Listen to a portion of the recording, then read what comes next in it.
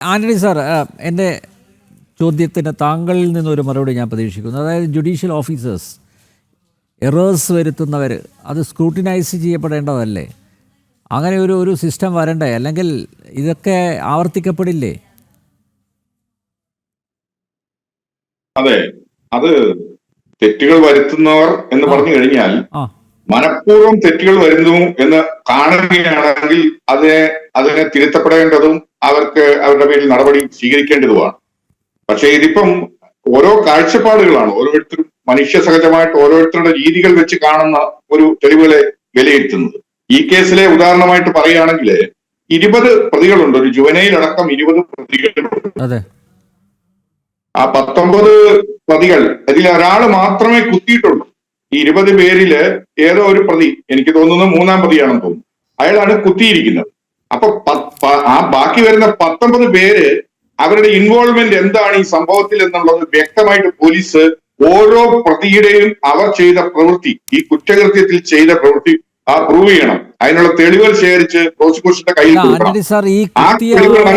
ശിക്ഷിക്കപ്പെടേണ്ടതല്ലേ? ഇപ്പോ ഈ 20 പ്രതികളെ 19 പ്രതികളെ ജുവനൈലിനെതിരെയുള്ള കേസ് വിചാരണയിലേക്ക് കടന്നൊന്നും എനിക്കറിയില്ല. ഈ 19 പേരും കുറ്റവിമുക്തരാക്കപ്പെട്ടു. അതാണ് ഞങ്ങളെയൊക്കെ ഞെട്ടിക്കുന്നത്. ഈ കുത്തിയവനെയെങ്കിലും കോടതി ശിക്ഷിക്കേണ്ടതല്ലേ? അവനും കുത്തിയില്ല. തീർച്ചയായിട്ടും കുത്തിയ ആൾ ഈ 19 പേരിൽ ഒരാളാണ് കുത്തിയിരിക്കുന്നത്. ചിലപ്പോൾ അതിൽ ആരാണ് കുത്തിയതെന്ന് ഉള്ള തിരിച്ചറിയാൻ, അല്ലെങ്കിൽ അതിനെ കണ്ടുപിടിക്കാൻ, അല്ലെങ്കിൽ അതിനെ കോടതിക്ക് ബോധ്യപ്പെടുത്തി കൊടുക്കാൻ ചിലപ്പോൾ അന്വേഷണം നടത്തിയ പോലീസിനോ ക്രൈംബ്രാഞ്ചിനോ സാധിച്ചിട്ടുണ്ടാവില്ല. അതായിരിക്കുമല്ലോ അതിലെ കാരണം. അങ്ങനെ വരുമോ? അത് എൻഷുർ ചെയ്യില്ലേ ഒരു അന്വേഷണ ഉദ്യോഗസ്ഥൻ? അന്വേഷണത്തിൽ അത് എൻഷുർ ചെയ്യില്ലേ ആരാണ് കുത്തിയത്? തീർച്ചയായിട്ടും ഇന്നയാൾ കുത്തി. ഇപ്പം ഒരു 20 പേരുള്ള കേസിലെ ഓരോരുത്തരുടെ ഭാഗം അങ്ങനെ പിടിച്ചു വെച്ച് കുത്തി എന്ന് പറയാൻ പറ്റില്ല. ഇപ്പൊ 4 പേരുള്ള ഒരു കേസിലൊക്കെ ആണെന്നുണ്ടെങ്കിൽ ഒരാൾ പിടിച്ചു നിർത്തി, വേറെ കയ്യിൽ പിടിച്ചു, മറ്റവൻ നെഞ്ചത്ത് കുത്തി. ഈ രീതിയിലാണ് കേസിന്റെ ഓരോരുത്തർക്കും ഓരോ റോള് കൊടുക്കും. ഓരോ രീതി, റോളെന്നല്ല, സംഭവം ഉണ്ടായ രീതിയിൽ ആ രീതിയിൽ പറഞ്ഞിട്ടായിരിക്കും അത്. അപ്പൊ അതിനകത്തൊരു സ്വാഭാവികതയുണ്ട്. ഇതിലിപ്പോ 20 പേരെ ഒരുമിച്ച് ഒരു ഗൂഢാലോചന നടത്തി വന്നതാണോ എന്ന് നമുക്ക് അറിഞ്ഞുകൂടാ. വിദ്യാർത്ഥി സംഘർഷമാണ്. കോളേജ് ക്യാമ്പസിൽ മുമ്പ് പറഞ്ഞതുപോലെ പെട്ടെന്നുണ്ടാകുന്ന ഒരു രൂപപ്പെടലാണ് ഒരു സംഘർഷം ചിലപ്പോൾ.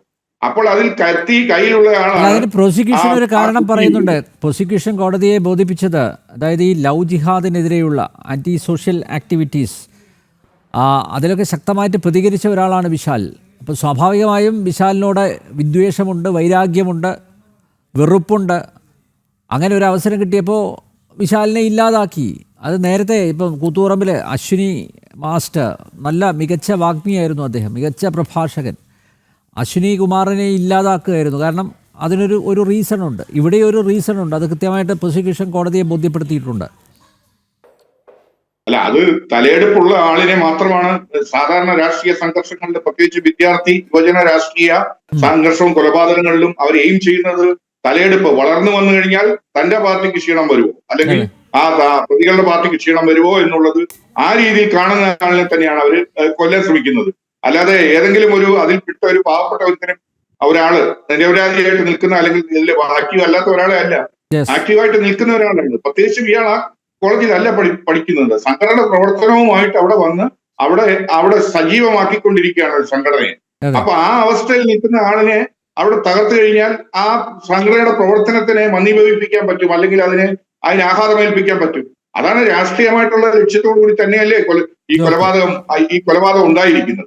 അപ്പൊ നമ്മൾ അതിനെ ആ രീതിയിൽ തന്നെയാണ് കാണേണ്ടതും, ആ രീതിയിൽ തന്നെയാണ് തെളിവുകൾ ശേഖരിക്കേണ്ടതും, ആ രീതിയിൽ തന്നെയാണ് കോടതിയിൽ പ്രസന്റ് ചെയ്യുകയും ചെയ്യേണ്ടത്. അപ്പൊ കോടതിക്ക് എത്രമാത്രം അതിനെ ബോധ്യപ്പെട്ടു എന്ന് എനിക്ക് അറിഞ്ഞുകൂടാ. ഈ കോടതി ചെയ്ത കാര്യങ്ങൾ ജഡ്ജ്മെന്റ് വന്നതിന് ശേഷം മാത്രം, ഞാൻ മുമ്പ് പറഞ്ഞ പോലെ തന്നെ അതിൽ ഓരോ വ്യക്തിയെയും, ഓരോ സാക്ഷിയെയും, ഓരോ ഡോക്യുമെന്റ് 205 ഡോക്യുമെന്റ്സ് ഹാജരാക്കിയിട്ടുണ്ട്. അതിൽ ഓരോന്നിനെയും കൊണ്ടുവരേണ്ടതുണ്ട്. മുമ്പ് ശ്രീ ആനന്ദവൽപ്രവൻ അഡ്വക്കേറ്റ് പറഞ്ഞത്, അതായത് ക്രൈംബ്രാഞ്ചിന് സ്ട്രെങ്ത് ഇല്ല എന്ന് പറയുന്നതിലൊന്നും അർത്ഥമില്ല. ക്രൈംബ്രാഞ്ച് കാലങ്ങളായി തന്നെ ഇവിടെ ഉള്ളതാണ്. ഞാൻ ക്രൈംബ്രാഞ്ചിന്റെ SP ആയിരുന്നു തിരുവനന്തപുരത്ത്. അപ്പോ അതിൽ സ്ട്രെങ്ത് ഒക്കെ ഉണ്ട്. 5 വർഷം എടുത്തു എന്ന് പറഞ്ഞാൽ കെമിക്കൽ ലാബറട്ടറിയിൽ നിന്നോ അല്ലെ FSL നിന്നോ റിപ്പോർട്ട് വരാനാണെങ്കിൽ അതിനൊരു അർജന്റ് പെറ്റീഷൻ കൊടുത്ത് അല്ലെങ്കിൽ റിപ്പോർട്ട് കൊടുത്തു കഴിഞ്ഞാൽ അത് കിട്ടും. അപ്പൊ ഇതിനകത്ത് ഈ കേസിൽ എന്താ സംഭവിച്ചത് ഒരു മൊത്തത്തിൽ നോക്കുമ്പോൾ ആ കേസിനെ ഒരു അത്ര ഗൗരവമായിട്ട് അന്വേഷണ ഉദ്യോഗസ്ഥര് അല്ലെങ്കിൽ പോലീസ് ഡിപ്പാർട്ട്മെന്റ് കണ്ടില്ല എന്നാണ്. മാറി വരുന്ന രാഷ്ട്രീയ സാഹചര്യത്തിൽ ഇനിയിപ്പോ വിശാലിന്റെ കേസ് എന്താണ് ചെയ്യേണ്ടതെന്നൊന്നും രാഷ്ട്രീയക്കാരവിടെ ശ്രദ്ധിക്കത്തൊന്നുമില്ല. അവര് ഈ പറഞ്ഞ പോലീസിന്റെ തന്നെയാണ് കടമയെന്ന് ഞാൻ കരുതത്തുള്ളൂ. കാരണം അവർക്കിത് രാഷ്ട്രീയമായ വിഷയമായിരിക്കാം ഒരു കൊലപാതകം എന്ന് പറയുന്നത്. കേസിന്റെ അന്വേഷണത്തെ സംബന്ധിച്ചിടത്തോളം പോലീസിന്റെ പരമമായ ഉത്തരവാദിത്വമാണ്. അവരത് ആര് എന്ത് എന്നുള്ളതല്ല, അവരെ കുറ്റം ചെയ്തവനെ കൊലപാതകിയെയും അവനോടൊപ്പം ഉണ്ടായിരുന്ന ആളുകളെയും കോടതിയിൽ ശിക്ഷിപ്പിക്കാനാണ് നടപടി സ്വീകരിക്കേണ്ടത്.